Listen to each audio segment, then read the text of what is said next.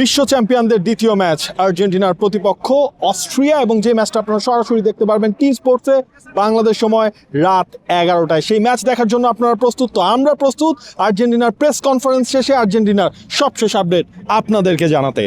বাংলাদেশ সময়ে খেলাটা বেশ ভালো, একদম পিক টাইম, একদম মানে কিন্তু ঠিক বিপরীতটা এই জায়গার স্থানীয় সময়ের জন্য ঠিক দুপুর 12টায় ম্যাচ, এবং দুপুর 12টার ম্যাচ মানে একটু ভিন্ন কিছু।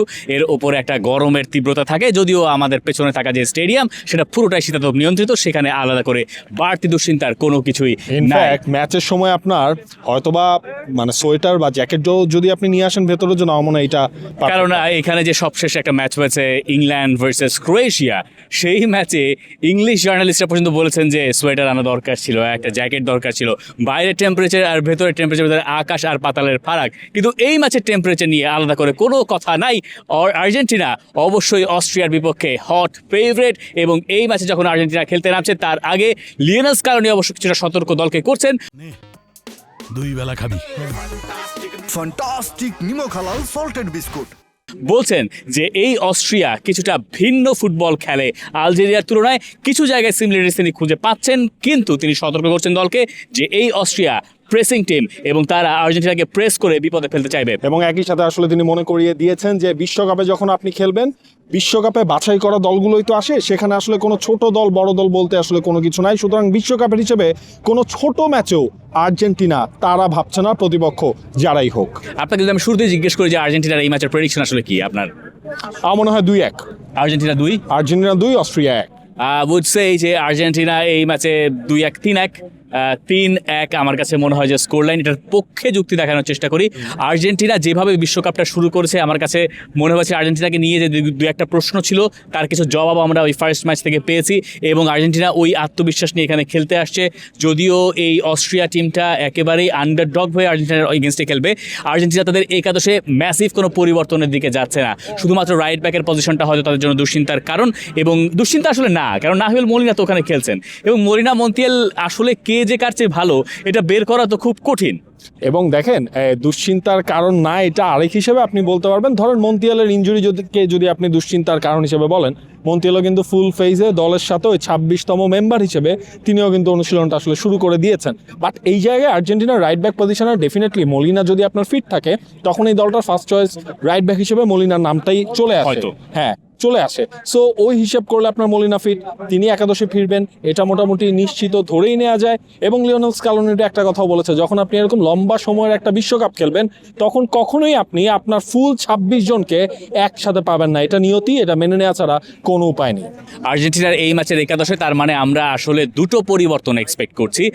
একটা হয়তো আমরা এখনো জানি না, থিয়াগো আলমাদা অথবা নিকো গঞ্জালেজ, এরকম একটা আলোচনা আছে জারি।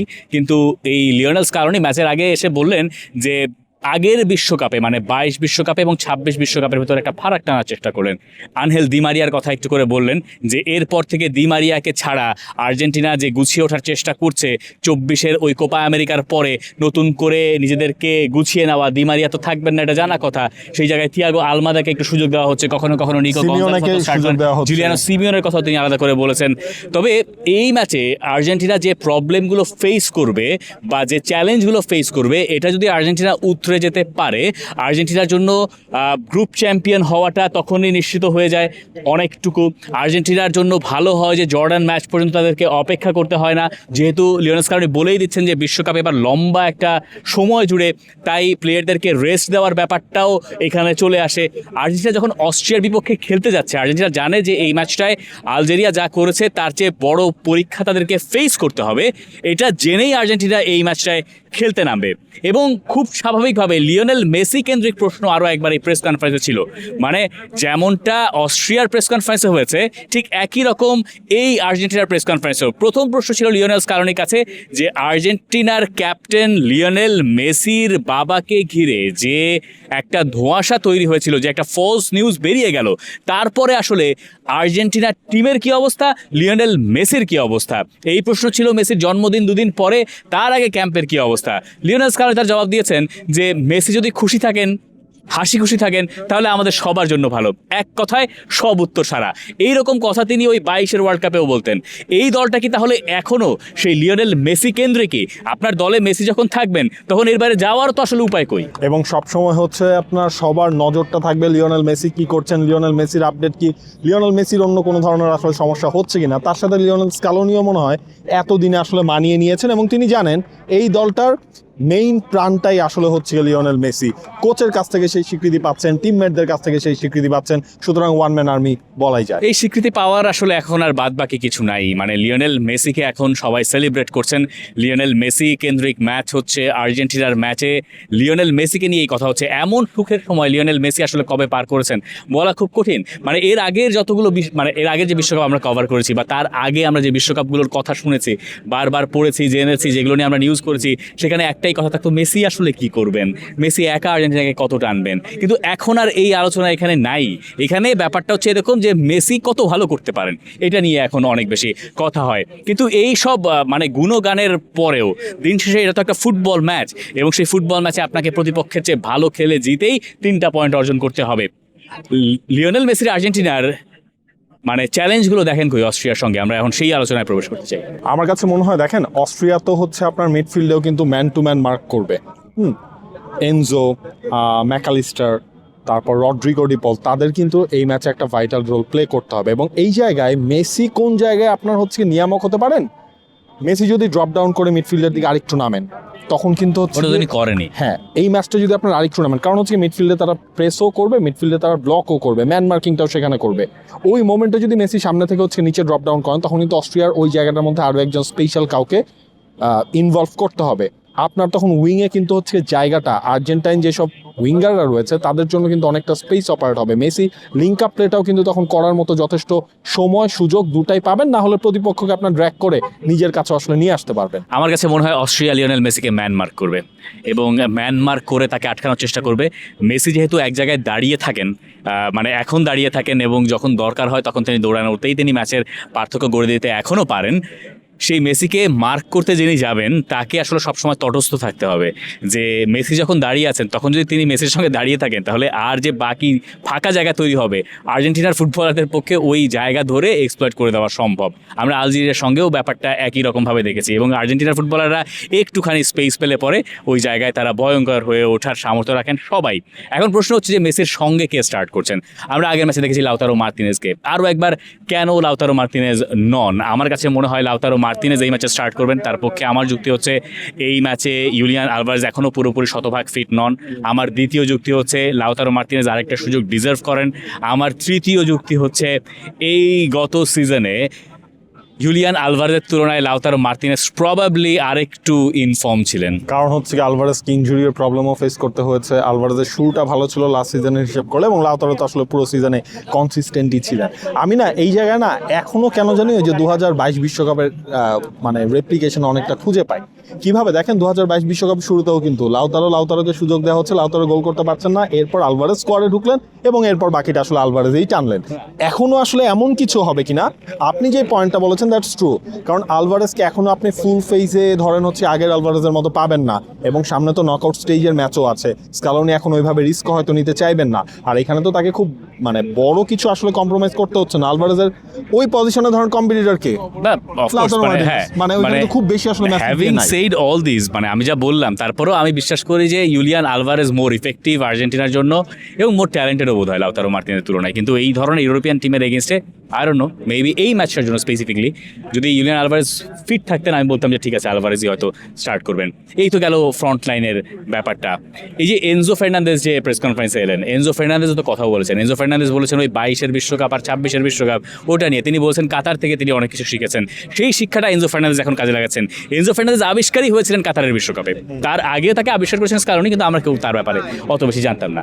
তারপরে তিনি যখন বিশ্বকাপের ওই দ্বিতীয় ম্যাচ থেকে একবার ওঠা শুরু করলেন, এই আরেকটা প্রত্যেকটা বিশ্বকাপের দ্বিতীয় ম্যাচে Enzo Fernandez is a star, এবং তখন তিনি যখন এই অস্ট্রিয়ার সঙ্গে খেলতে যাচ্ছেন তখন তারও একটা ম্যাসিভ ইম্প্যাক্ট আর্জেন্টিনার কাছ থেকে চাইবে।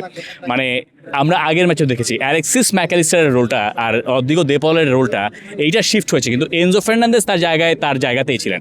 মানে অ্যালেক্সিস ম্যাকালিস্টারকে আপনি কয়েকবার দেখেছেন যে তিনি নিচে নেমেছেন নাম্বার 6 এর রোলে, 2 সেন্টার ব্যাকের মাঝখানে গেছেন। রদ্রিগো দে পল মাঝে মধ্যে নিচে নেমেছেন, নিচে নেমে বিল্ড আপে সাহায্য করেছেন, কিন্তু এনজো সেই কাজটা করেন না। এনজো রাদার আর একটু উপরেই কমিট করেছেন এবং উপরেই রয়ে গিয়েছেন। এনজোর পজিশনটা বেশ ইম্পর্টেন্ট ওই সামনের দুজনকে হেল্প করার ক্ষেত্রে।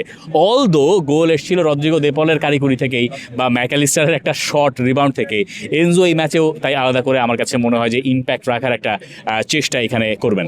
এবং এই জায়গাটার মধ্যে ধরেন আর্জেন্টিনার তো ডিফেন্স লাইনের হিসেবে তো খুব বড় পরিবর্তন হওয়ার জায়গা নেই, মলিনার স্পেসটা বাদ দিলে আমার কাছে মনে হয় তালিয়াফিকো আপনার যতই আসলে ফিট হয়ে যাক এই ম্যাচটাতেও মেদিনাকে স্টার্টেই করাবেন লিওনেল স্কালোনি। আর সেন্টার ব্যাক পেয়ার ওতামেন্দি তো রয়েছেন এই হাতে অপশন, তবে কুতি রোমেরো এবং একই সাথে লিসান্ড্রো মার্টিনেজের ওপরই আবারও ভরসাটা স্কালোনি এই ম্যাচেও রাখবেন। তবে একটা ঘটনাও কিন্তু রয়েছে, আমরা অস্ট্রিয়ার প্রিভিয়াস সময় বলছিলাম ওই যে সাশার কথা, আপনার মনে আছে নেদারল্যান্ডসের এগেনস্টে ম্যাচটার মধ্যে ওয়েগার্স তারও হাইট টাইট কেমন ছিল, সেই জায়গার মধ্যে তিনি বদলি হিসেবে নামলেন, নেমে ম্যাচটা ঘুরিয়েই দিলেন। এরপর কিন্তু স্কালোনিকে সেন্টার ব্যাক চেঞ্জ করতে হয়েছিল। এই ম্যাচে আসলে তেমন কোনো সিচুয়েশনে পড়ে কিনা, তারা আসলে কিভাবে এরিয়ালে বিট করতে পারেন বা ওই চেষ্টা করতে পারেন, এটাও কিন্তু ম্যাচের একটা ভাইটাল। আমি আপনাকে বলি, মানে আপনি যখন এরিয়ালের কথা বলছেন তখন Lisandro Martinez is a weak point আপনার সেন্টার ব্যাকদের ভেতরে, কিন্তু ওটাকে কভার আপ দেওয়া যায়। ম্যানচেস্টার ইউনাইটেড যেটা অনেক সময় করে যে লিসান্ড্রোকে হয়তো নিয়ার পোস্টে ঠেলে দিচ্ছে, লিওনেল স্কালোনি ডেফিনেটলি কোনো একটা প্ল্যান তার আছে। তিনি বলছেন যে তিনি বিশ্বকাপের সব ম্যাচ দেখছেন বা দেখার চেষ্টা করছেন, সেগুলো নিয়ে অ্যানালিসিস হচ্ছে, সেগুলো নিয়ে কাজ হচ্ছে, কিন্তু কোন স্কেলে কাজ হচ্ছে সেটার কথা তিনি বলছেন যে আমরা যে প্রবলেমগুলো ফেস করছি এগুলো এসে তো আমি প্রেস কনফারেন্সে বলবো না, কারণই বলছেন এর কোনো কোচ বলে না যে প্রবলেমগুলো ফেস করছি এগুলো আমরা সমাধানের চেষ্টা করছি। মানে ব্যাপারটা হচ্ছে আপনার প্রবলেম আছে 5টা, আপনি সেটার জন্য সমাধান খুঁজবেন, আপনার কাছে তো সমাধানও 5 রকমের আছে, কিন্তু যেই সমাধানটা আপনার কাছে মনে হয় যে সবচেয়ে ভালো সেই সমাধানটা আপনি করবেন। মাঠে যেটা কাজে করলে আমরা বলি তিনি খুব ভালো করেছেন, মাঠে যেটা কাজ না করলে তখন ওই ব্যাপারটা নিয়ে সমালোচনা হয়, আলোচনা হয়, এটা ফুটবলের পার্ট। লিসান্ড্রো মার্টিনেজ আপনার জন্য সেরকম একটা পার্ট, যার বল ডিস্ট্রিবিউশন ভালো, যিনি নিকোলাস ওতামেন্দির তুলনায় বয়সে অনেক তরুণ, এবং আপনি যদি এই ওয়ার্ল্ড কাপে প্রোগ্রেস করতে চান, সামনের দিকে তাকাতে চান, আপনার লিসান্ড্রো মার্টিনেজকেই লাগবে। এবং সেটা তো অনেকদিন ধরে আসলে স্কালোনির প্ল্যান ছিল। হু নোজ যে এই ম্যাচের কোনো একটা সময় হয়তো ওতামেন্দিকে নামানো হলো, হু নোজ, কেউ জানে না। সো স্কালোনি হচ্ছেন এমন একজন কোচ যিনি প্রতিপক্ষ বুঝে সবসময় তার কৌশল ঠিক করেন, এবং এটা তার একেবারে করে। কারণ লিওনেল স্কালোনি আগে ছিলেন অ্যানালিস্ট, সেই অ্যানালিস্ট থেকে তিনি হয়েছেন হেড কোচ। সো কম্পিউটার নিয়ে যিনি কাজ করতে তিনি আসলে দলের একদম ক্ষুদ্র ব্যাপারগুলো ফাইন্ড আউট করেই সেই অনুযায়ী তার দল নামান বা সাজান। সেই কারণে সেগুলো আবার কাজে দেয় বলে আর্জেন্টিনা সাকসেসফুল এবং ওয়ার্ল্ড চ্যাম্পিয়ন। সো আপনি এটা বুঝতে পারেন বা ভাবতেই পারেন যে এই অস্ট্রিয়ার বিপক্ষে আর্জেন্টিনা যে একাদশে না হবে সেটা তার ওই পরীক্ষা নিরীক্ষার ফল, এবং সেখান থেকে আর্জেন্টিনা এখান থেকে আমার কাছে মনে হয় যে দিতে ফিরতে চাইবে। ওই একটাই কিছু দুশ্চিন্তা থাকতে পারে যে ইউরোপিয়ান টিমে দেখেছে আর্জেন্টিনা তো কম খেলেছে, এইটা আর্জেন্টিনার জন্য একটা উইক লিঙ্ক। পোল্যান্ডের সঙ্গে ম্যাচের কথা মনে আছে? খুব সহজে কিন্তু আর্জেন্টিনা যেতে নাই, নেদারল্যান্ডসের সঙ্গে তুলতে হয়েছে, ক্রোয়েশিয়া ইজিলি টপকে গেছে, ফ্রান্সের সঙ্গে জমে গিয়েছিল ম্যাচটা। সো ইউরোপিয়ান টিম যেহেতু হাড্ডাহাড্ডি লড়াই আপনি এখানে এক্সপেক্ট করতে পারেন। তবে লিওনেল স্কালোনি চাইবেন এই অস্ট্রিয়ার এগেনস্টে ম্যাচটা দিয়েই রাউন্ড অফ 32টা সিকিউর করে ফেলা, এবং সেটা করলে লাস্টে জর্ডানের এগেনস্টে যে ম্যাচটা রয়েছে তিনি কিন্তু বেশ কিছু আসলে রোটেট করতে পারবেন। ওই জায়গায় হয়তো বা আমরা দেখতে পারি যে আলভারেজকে দিয়ে স্টার্ট করানো হবে, ওই টাইমটা বা ওই লাক্সারিটির সুযোগটা কিন্তু তখন লিওনেল স্কালোনির থাকবে। আপনার কাছে জানতে চাই এই ম্যাচের প্রেডিকশন আপনার কাছে কি? আর্জেন্টিনা ওই অস্ট্রিয়ার যে ছোট ছোট ব্লকগুলো আছে সেগুলো ডিল করতে পারছে কিনা? আর্জেন্টিনা জানে যে অস্ট্রিয়া খুব ডিরেক্ট ফুটবল খেলে, 1-2টা পাস এবং তারপর তারা ডিফেন্স ভেদ করার চেষ্টা করে, এরিয়ালে তারা ভালো, অস্ট্রিয়ার শক্তি আছে বটে, কিন্তু আর্জেন্টিনা বিশ্ব চ্যাম্পিয়ন। আপনি আমাদের জানাতে পারেন কমেন্ট সেকশনে আপনার মত কি। For more updates, subscribe to our YouTube channel and click on the bell icon. Follow us on Facebook and Instagram. Download T-Sports app to enjoy exciting games and highlights. Visit tsports.com.